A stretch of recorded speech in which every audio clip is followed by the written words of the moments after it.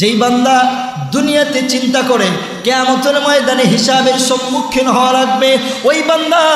নামাজ ছাড়বে না, ওই বান্দা যাকাত ছাড়বে না, ওই বান্দা মিথ্যা বলবে না, ওই বান্দা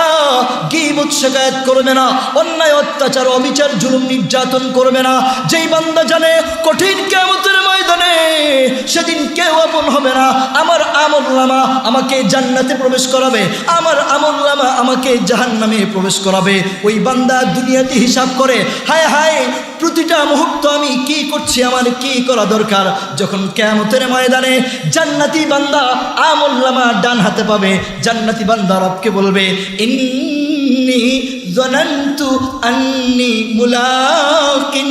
হিসাবিয়া, আয় আল্লাহ দুনিয়াতে আমি যখন ছিলাম ভেবেছি হায় হায় আমি সিদ্ধান্ত নিয়েছি, আমি এটা স্পষ্ট জানি কিয়ামতের ময়দানে আমলের হিসাব দেয়া লাগবে।